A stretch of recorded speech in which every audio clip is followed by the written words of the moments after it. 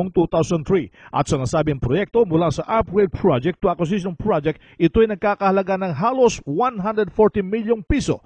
Ang mga combat vehicle o sasakyang katulad nitong APC M113 ay isa sa the most produced armored vehicle sa buong mundo. Ito ay may combat weight o bigat na 10.7 tons at nakakapagsakay ng 13 sundalo kabilang ang driver at gunner. Bahagi lamang ito ng modernization program ng Armed Forces of the Philippines at ayon kay Major General Eduardo Oban, ang Deputy Chief of Staff for Plan at kasalukuyan ding Vice Commander ng Philippine Air Force. Ayon kay Philippine Army Chief Lieutenant General Arturo Ortiz, ang pagdating nito ng mga bagong sasakyan para sa kasunduluhan ay lalo magpapataas sa moral ng mga tropa sa kanilang mga misyon. Kahapon ay binasbasa ng mga military priest ang 250 bagong 6x6 trucks na Philippine Army sa isang simpleng seremonyang ginanap sa grandstand ng Philippine Army Headquarters sa Fort Bonifacio na pinangunahan ni Army Chief Lieutenant General Arturo Ortiz at dinaluhan ng mga Regional Field Commanders ng Philippine Army.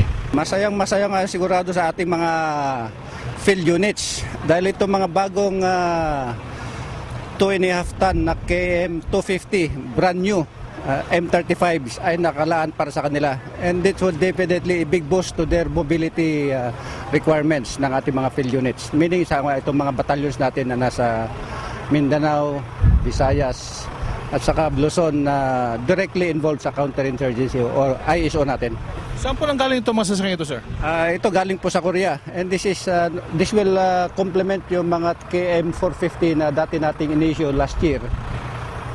About 700 na KM450 na pang medium truck. So ito'y bahagi ng ating AFP modernization program? No, this is part of the capability upgrade program ng Philippine Army. Iba pa ito doon sa modernization, although related dito sa modernization program ng Philippine Army. Maliban po sa mga truck na ito, ano pa ang mga dumating sa atin, sir? Dumating na yung mga KM450 na pang squad size na mga mobility na mga ating mga tropa.